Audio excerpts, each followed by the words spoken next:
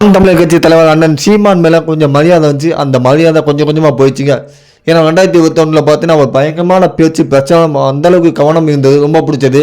ஆனால் இப்போ தமிழக வெற்றி கழகத்தை ரொம்பவே விமர்சிக்க ஆரம்பிச்சார். என்னன்னு பார்த்தீங்கன்னா திமுகவுக்கு முழுநிலை கொத்தடிமே மாறிட்டார். ஏன்னா இதுக்கு முன்னாடி பார்த்தீங்கன்னா தளபதி விஜய் எந்த அளவுக்கு விமர்சிக்கல. இதுதான்டா சமயம் பார்த்து விஷயத்தை கையில் எடுத்து தளபதி விஜய் விமர்சிக்க ஆரம்பிச்சிட்டாரு. ஏன்னா அந்தளவுக்கு தமிழக வெற்றி கழகத்தால் நாம் தமிழர் கட்சி சுத்தமாக எல்லாமே கலைஞ்சு போச்சு. கட்சி தொண்டர்கள்லாம் அப்படி கலைய ஆரம்பிச்சிட்டாங்க. அதுதான் பயம் தான். அதனாலே தளபதி விஜய் மேலே வெளியே கொண்டு விமர்சிக்க ஆரம்பிச்சிட்டாரு. இதுதான் சமயம் திமுகவோட கை கோர்த்துக்கிட்டு என்னென்ன பேசணுமோ பேசி வைக்கிறாரு. கண்டிப்பாக 2024 டெபாசிட் காலியாகும் நாம் தமிழர் கட்சி. அந்தளவுக்கு பார்த்தீங்கன்னா அந்த கரூரில் சிபிஐ விசாரணை கொடுத்ததுக்கு இவர் ஒத்துக்கல. கேட்டால் தமிழக காவல்துறை அவமதிக்க மாதிரி.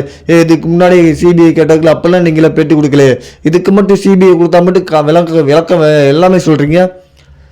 ஆனால் உங்கள் மேலே ரொம்ப மரியாதை இருந்துச்சு.